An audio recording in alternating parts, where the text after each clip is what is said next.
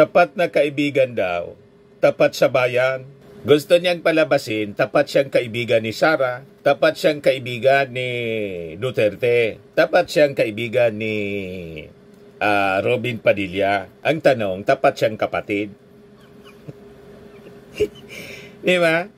Yun ang masama dun eh. Sinasabi mo na tapat na kaibigan, tapat ka sa bayan. Ang question dito, kung naging tapat kang kaibigan, naging tapat ka ba sa iyong kapatid? Mas matimbang yung kaibigan sa kapatid? Doon ka nagkakamali, Senator Amy Marcos. Kasi pag tapat ka sa kaibigan kaysa sa iyong kapatid, masamang ano yan? Masamang Filipino value? Pinili mo pa yung kaibigan sa iyong kadugo? Ito naman po yung bago naming product na binibenta online. iGlow Serum, whitening po siya. Tingnan ninyo yung epekto sa aking anak na architect before and now. Yung mga inquiries po ninyo, dumiretso na lang kayo sa kanyang Facebook account, Riz Maravillas. Joke time tayo mga kababayan. Padala po ni Del Chavez ng gigmoto. Nag-uusap po yung mag-ama. Sabi ng anak sa kanyang tatay, Tay, chief cook ako. Mag-chief cook ang niya ako sa barko. Sabi ng tatay sa kanyang anak, tumigil ka nga, magpo 40 years old ka na, yung luto mong kanin, kung hindi lugaw, sunog. Hindi marunong magsaing, kung hindi daw lugaw, sunog. Pero gusto mag-chief cook. Ang lakas-lakas niya ng loob mong mag-chief cook. Sabi ng kanyang anak, bakit niya si Digong, ubod ng sinungaling, nagpresidente? At nag-project pa niya ng tulay, pero giba agad? Sabi ng tatay, o nga Kaya pwede siya mag-chief cook, mga kababayan, kahit hindi marunong magsaing. Naging model po si Digong. Ubodan niya niyang sinungaling pero naging presidente. Nagpagawa ng tulay. Gibaga. May politika ito mga kababayan na joke ni Del Chavez. Anyway, joke man lang po pero may katotohanan. Matik na 200 pesos. Kasali ka na rin sa raffle draw natin. Sa monthly draw, 5,000 yung cash prize. Pag hindi ka nabonot, kasali ka pa rin sa ating grand draw. Sa December po, 10,000 pesos yung grand prize. Ayos! Bueno, yung mga hindi pa po nakasubscribe sa atin, lalo na yung mga nagsasali sa ating joke, papadala ng mga joke entries, lagi ninyong isi-share yung ating video para dumami yung mga nakapanood sa mga jokes ninyo. Diba? Yung mga hindi pa nakasubscribe po, click subscribe dito sa ating YouTube channel, Bullseye News on the Go. Pati doon sa bago nating channel mga kababayan, Life with Dan TM. Yung mga hindi pa pala nakakakilala sa akin, ako po si Dante Maravillas. Marami tayong mga bagong subscribers. Sino ka niya? Nakakalimutan ko kasi mga kababayan na magpakilala sa inyo. Kasi sabi ko, hindi man importante yung pangalan ko. Importante dito yung topic. Di ba? But anyway, dito na tayo mga kababayan sa ating pag-uusapan ngayon. Pag-uusapan natin si Amy Marcos na ang slogan niya, Amy Solusyon, naging konsumisyon. Konsumisyon ng bansa. Konsumisyon mga kababayan ng kanyang kapatid. Nagpa-endorse na po kay Robin Padilla, hoping na yung mga sumuport kay Robin Padilla, top notch, di ba? 29 million yata yung boto ni Robin Padilla. Yung mga boto ni Robin Padilla, karamihan doon, yung mga bumoto din kay President Bongbong Marcos. Di ba yung boto ng ating Pangulo, 31,500,000 plus. Si Sara, 32 million. Sabi natin, kaya naging 32 million kasi yung mga DDS hindi man bumoto kay PBBM. Pero yung mga Marcos supporters bumoto kay Sara kasi unity. O ngayon, hindi na sinama mga kababayan si Amy Marcos. Kasi siya man lang po yung may sala para yung mga Duterte po palaaway. Hindi man inaaway yung ating Pangulong Bongbong Marcos. Ganon din si Amy. Hindi man siya na-influensya lang ng mga Duterte. Nakipagsimpat siya. Imagine, sabi nga natin, pinagbantaan na lahat yung kanyang pamilya, yung kanyang kapatid, yung kanyang tatay gustong ipahukay ni Sara Duterte. Yung kanyang kapatid, ini-imagine na pugutan ng ulo, pinagbantaan na ipapapatay, pati si Lisa Marcos na siguro yun ang dahilan kung bakit hindi siya pumupunta. Pag Sunday mga kababayan, may reunion yung family. Ang laging absent po si Amy Marcos. Yung mga anak ni Amy Marcos mga kababayan pumupunta. Siya lang talaga po. Si Irene Marcos pumupunta. Kahit mga kababayan si Speaker Martin Romualdez pumupunta. Nandun kasi yung kanyang tita si Mrs. Imelda Romualdez Marcos. So magkakasundo sila. Si Amy Marcos lang ayaw makisama. Umiwalay mga kababayan. At mas kampi pa sa mga Duterte kaysa sa kanyang pamilya. Pagkatapos gumawa ng advertisement, nagpa-endorse po kay Robin Padilla. Hoping na mahahatak po pabalik sa Magic 12 kasi hindi na po pumapasok sa Magic 12 si Amy Marcos. You see? Ito mga kababayan yung bagong political advertisement niya. Published 16 hours ago. Political advertisement paid for and by Maria Imelda Romualdez Marcos. Ina-highlight niya ang isang pag-ugaling matapat, katapatan. Pakinggan natin mga kababayan yung advertisement niya. Panoorin natin. Manang tapatin mo ako. Pinoy, lagi akong tapat sa iyo. Ano ang ibig mong sabihin sa Mindanao? Ang pangalan ko, ang may ibig sabihin sa Mindanao. Pangalan? Amy. Ay? Infrastruktura. M? Modernisasyon. T? Elektrisidad. E? Ekonomiya. Tapatan. Tapatan. Bigan. Tapat sa bayan. Boto si Senator Amy. 39 sa balota. Tapat na kaibigan daw. Tapat sa bayan. Gusto niyang palabasin, tapat siyang kaibigan ni Sara, tapat siyang kaibigan ni Duterte, tapat siyang kaibigan ni Robin Padilla. Ang tanong, tapat siyang kapatid. Di ba? Yun ang masama dun eh. Sinasabi mo na tapat na kaibigan, tapat ka sa bayan. Ang question dito, kung naging tapat kang kaibigan, naging tapat ka ba sa iyong kapatid? Mas matimbang yung iyong kaibigan sa kapatid, doon ka nagkakamali, Senator Amy Marcos. Kasi pag tapat ka sa kaibigan kaysa sa iyong kapatid, masamang masamang Filipino value. Pinili mo pa yung kaibigan sa iyong kadugo. Tama pa? Ang ganyang pag-ugali po na pinili mo pa yung ibang tao kaysa sa pamilya mo, kasumpa-sumpa. Tama? Kahit sa Bible po, ganito yung ating mababasa sa Bible, tamang-tama ngayon po, Palm Sunday. Pasok na po tayo sa Holy Week. Bukas, Lunes Santo na po. Ayan ang sabi sa Bible po, sa 1 John 4:20, whoever claims to love God, yet hates a brother or sister is a liar. Kita mo? Napakalinaw. Lalo na kung ang claim mo, mahal mo yung iyong kaibigan, pero hindi mo sinasabi mong mahal mo rin yung iyong kapatid, pero yung kapatid mo, iniwan mo.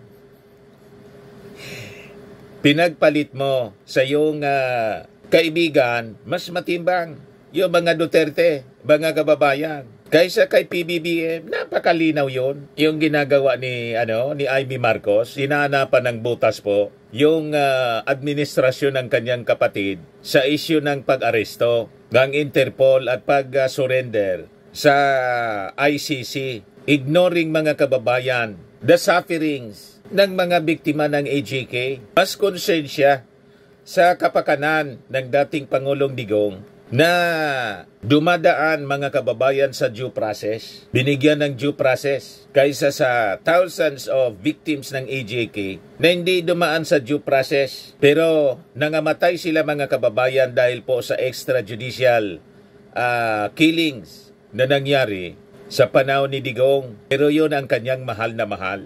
At ngayon, mas mahal niya ang mga Duterte kaysa sa kanyang kapatid. Kaya sabi po dito, whoever claims to love God yet hates a brother or sister is a liar. For whoever does not love their brother and sister whom they have seen cannot love God whom they have not seen. Sinungaling. Yung mga sinungaling po, sama-sama din sila. Birds of the same feather flock together, sabi nga po sa matandang kasabihan. Malabo pong paniwalaan natin at ng ating mga mamamayang Filipino yung sinasabi ni Aimee Marcos sa kanyang advertisement na nagpa-endorse siya kay Robin Padilla hoping na makakahatak ng boto kasi top-notcher po si Robin Padilla. Si Robin po nag-top-notcher kasi ang bumoto sa kanya mga supporters ng mga Marcoses. Kasama siya doon sa kumakanta-kanta sa kampanya mga kababayan. Pero ngayon, namulat na yung mga Marcos supporters, malamang sa malamang. Hindi na makaka-recover po itong si Aimee Marcos kahit i-endorse ni Robin Padilla dito sa latest na advertisement na ginawa nila. Yung mensahe kasi po, na katapatan, hindi man totoo. Matapat ka sa iyong kaibigan, hindi ka matapat sa iyong kapatid. Malabo. Ayan si Aimee Marcos sa interview after nung hearing. Mga kababayan niya doon sa Senado. Pakinggan ninyo, sabi rito, lumalawak ang planong gibain ang mag-amang Duterte. So ang ibig niyang sabihin, nagsabuatan po, may sabuatan sa administrasyon. Kulang na lang sabihin niya na ang mastermind, mga kababayan sa pagpa-aresto kay Digong, si PBBM mismo. Hindi man niya sinasabi, pero yun ang tinutumbok niya. Pero sabi ko nga mga kababayan, tama si Katonying at saka si Jerry Baha. Pwede naman talaga mga kababayan na hindi tayo mag-cooperate. Pwedeng gawin yun ng ating Pangulong Bongbong Marcos kasi siya yung presidente. Kung araw-araw ka ba naman, sabi ni Jerry Baha at saka si Anthony Taberna, tinatawag na bangag, pagbantaan. Anong gagawin mo? Di ba? Sabi nga natin, justified po na nag-cooperate tayo sa Interpol. Unang-una, legal siya kasi may obligation po tayo. Yan ang sabi ng mga legal experts, mga kababayan, legal luminaries, majority, kasi may pailan-ilan din na mga abogado ang kini-question. At normal po yon sa mga abogado. Sabi ko nga po, mga abogado sila, pari-parehas yung pinag-aralan na batas pero hindi magkasundo. Kahit sa Supreme Court po, kaya nagbubutuhan, may dissenting opinion, may no votes, may pabor. Nagbubutuhan yung mga justices po kung sino yung nakakuha ng majority vote kasi democracy tayo. Ayun, ang ruling nilalabas. That is normal po. Pero sa atin, klarado, mga kababayan, sa ating isipan, kung hindi sila nagmalabis yung mga problema na kinaharap ng mga Duterte, sila man lang po ang may gawa. Ngayon, pinapalabas ni Aimee Marcos, nagsabuatan para wasakin. Gibain daw yung mga Duterte. Sabi ko nga po, ang nagwasak, ang nagiba sa mga Duterte, sila man lang po, giniba nila yung kanilang mga sarili dahil sa kanilang pagmamalabis sa posisyon because of their abuses. Pero iba ang pananaw ni Aimee Marcos. Pakinggan natin yung sinasabi niya sa interview. Yan publish ng Philippine Star, mga kababayan. Malinaw na naragdag dun sa ating preliminary findings po so far? Lumalawak ang plano na gibain yung mag-amang Duterte.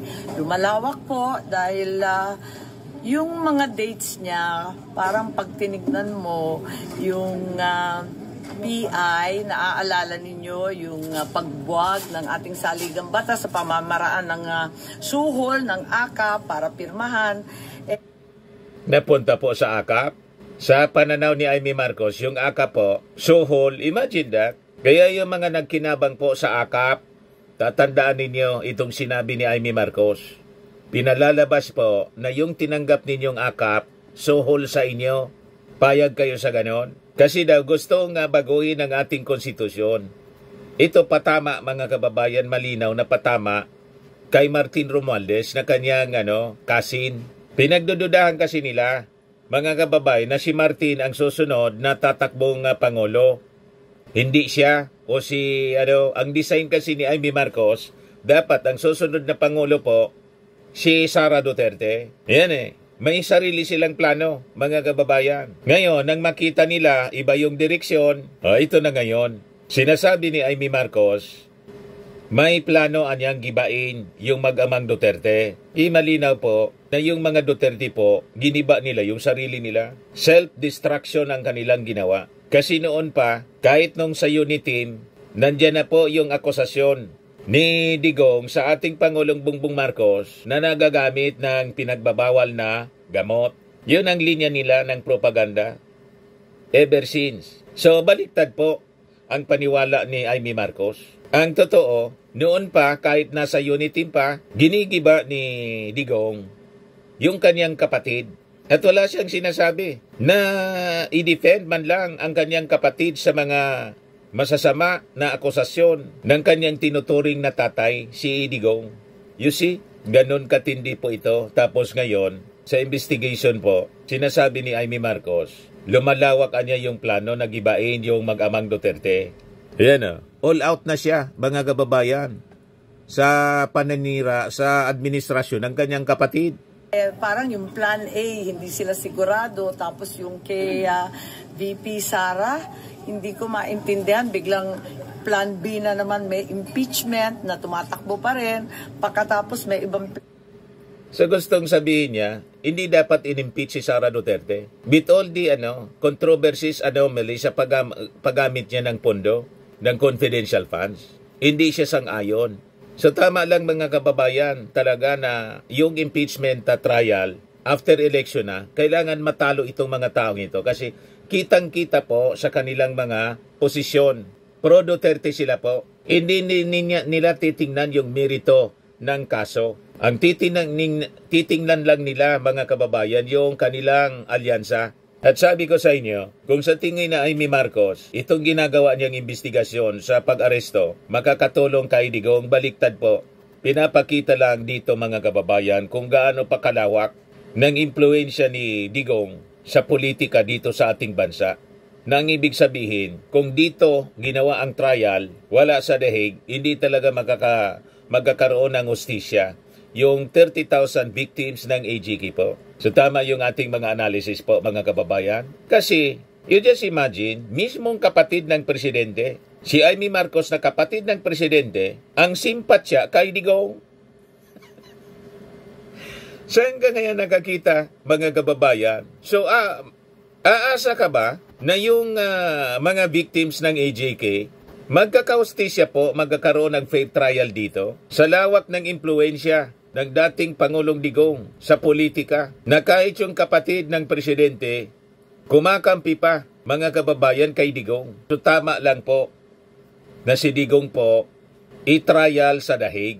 Ang patunay po ang mga ginagawa ni Amy Marcos. Yan napakalinaw po. Pa yung ICC na ang dadampot kay Presidente Duterte. Iba-ibang plano pero maliwanag na hindi nangyari kaagad-agad nung umaga ng March 11. Hindi po totoo yun, hindi ka panipaniwala. Wala kaming paki kung hindi kayo maniwala. Ang paki namin na mga mamamayang Filipino ay yung hustisya na dapat matanggap ng mga victims ng AJK. Hindi kung paano inaristo, isinurrender, ano sinerve yung warrant of arrest ng Interpol kay Digong. Wala na kaming paki doon. That's smooth in academic. Kasi ang issue ito, issue ng pang-abuso ng extrajudicial killing, ng hustisya na dapat makamit ng mga victims. Hindi human rights ni Digong. It is the human rights ng mga totoong biktima ng human rights abuses. Tama po mga kababayan? Ito pa yung mga sinasabi niya. Lahat, kuwan po, sablay. Lahat walang alam. Yung ICC, Tagal-tagal na pala dito sa Pilipinas, buwan-buwan na nakakaalis pa lang yung iba nung Yan naman, ang importante, hindi man nag-cooperate yung ating mga authorities. Ang ginawa ng ICC, kasi may iba-ibang paraan kung paano gawin yung investigasyon. Nakipag-coordinate sila sa mga civil society group. Hindi man bawal yun sa kanila. At naging party tayo ng ICC. Yung iniimbestiga yung dati pa tayong member ng ICC. And that is legal. O ngayon, kung may mga nag-cooperate from among the authorities sa baba, doon nagkamali yung mga Duterte. Kung sana, hindi nila inaboso yung ating Marcos administration, baka hindi ito nangyari, mga kababayan. Kaya lang, walang tigil sila sa panggugulo, sa pagbabanta, sa pag-destabilize ng ating gobyerno. So, justified yung mga actions. O ngayon, 1 month na nakakulong si Digong. So tama lang para mga kababayan, magkaroon naman tayo ng kapanghingahan, katahimikan rito. At nakikita natin yung dating bugso ng damdamin ng mga tao. Actually po, ang kumukulo man lang po ang damdamin, sila man lang. Pero kahit na po yung grupo nila, kumakalma na po kasi siguro na-realize nila, hindi nila kaya magsagawa mga kababayan ng people power. To topple the Marcos administration, iluklok si Sara bilang Pangulo. Hindi nila kaya. Wala silang support sa mass base, mga kababayan. Kaya ginagawa ito mga investigation para po gatungan sana. And I think si Amy Marcos miserably failed sa ganong objective po. Lalo't sinupalpal siya ni Chis Escudero. Hindi mo anya pwedeng gamitin ng Senado sa personal political objectives mo.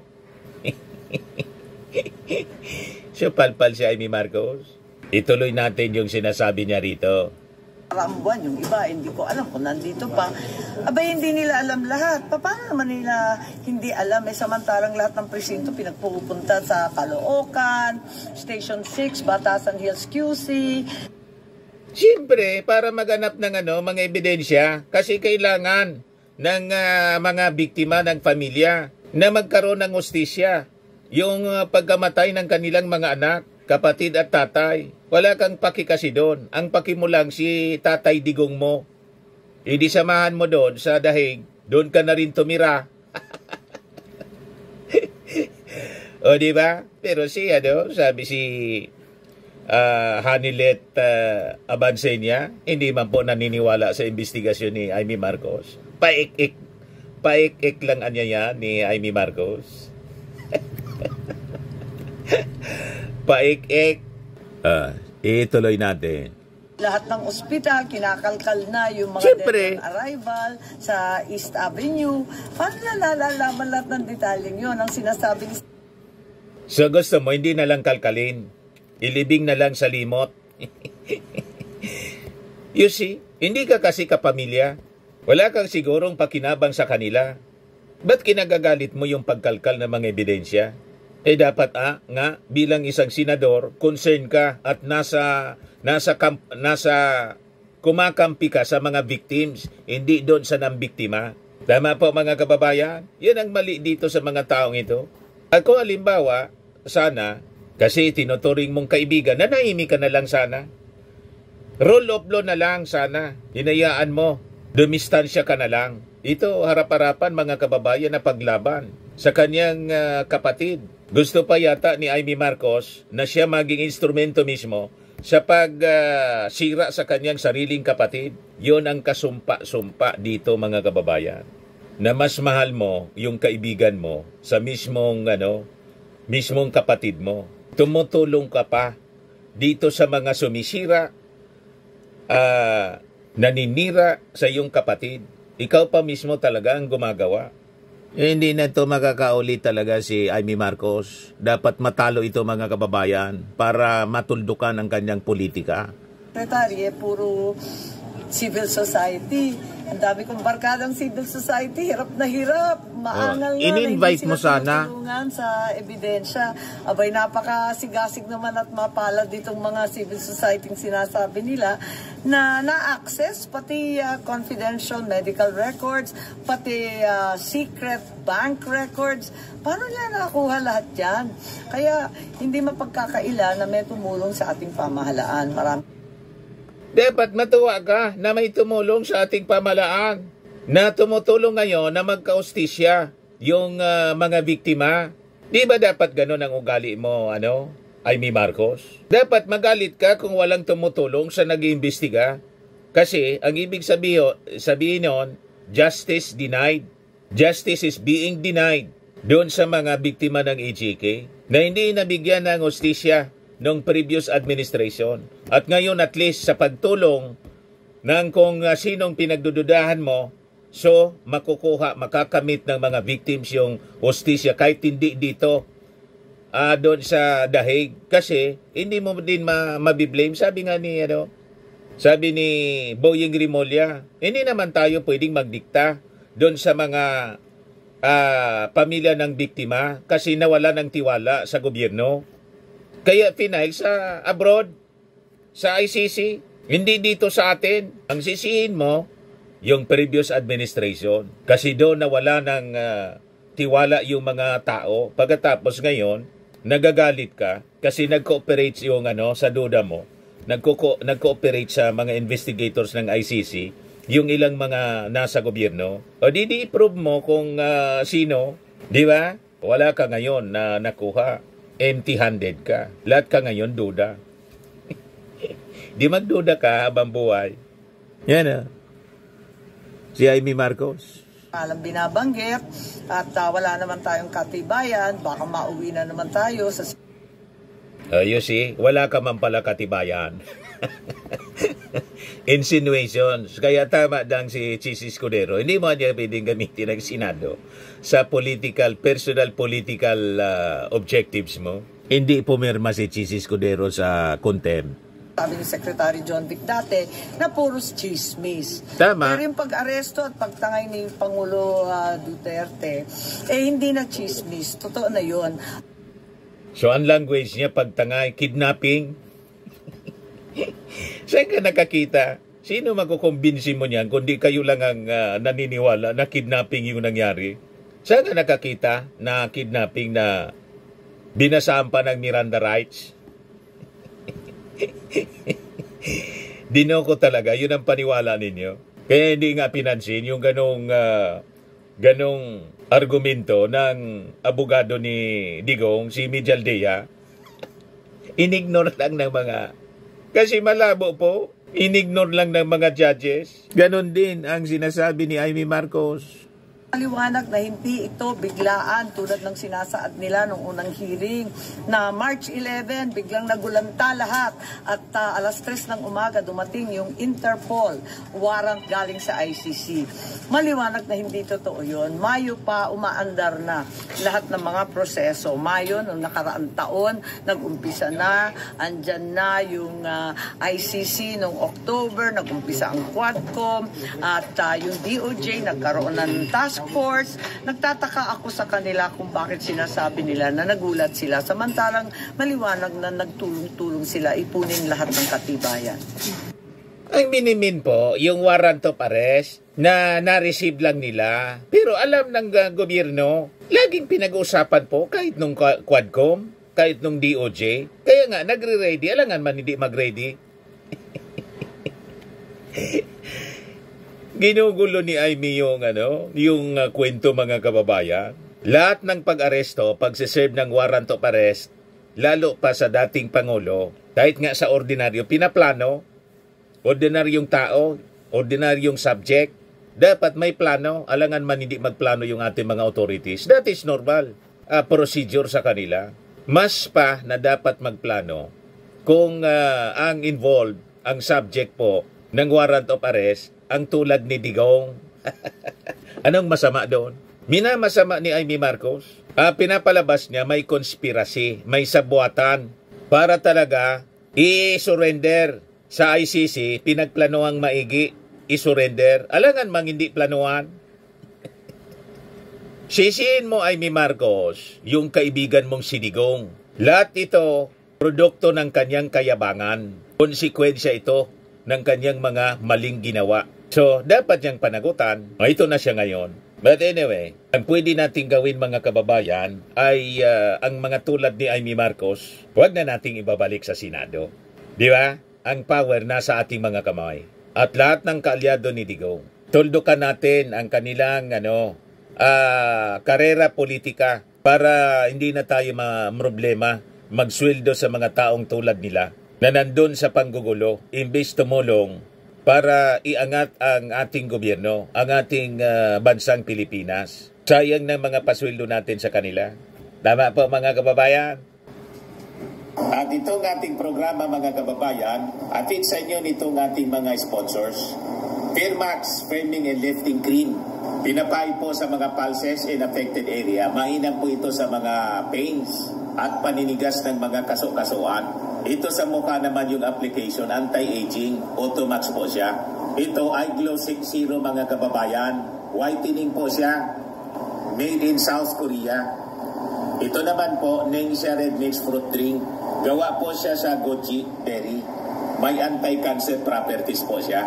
At sa mga nagana po ng malinis and spacious fitness gym, pumunta lang po kayo sa aming Colossal Fitness Gym. May Grab Car Rental din po kami. At bills payment po sa aming office. At saka sa mga mahilig po sa mga imported bags, manood po kayo sa live selling ni Madam Aileen Rosales sa kanyang Aileen Closet po. Pati mga shoes, ito yung kanya po. Ito yung kanyang page. Kita ninyo, napakagandang mga online selling po siya. Si Madam Aileen Rosales. At cellphone number niya po 773-798-7816.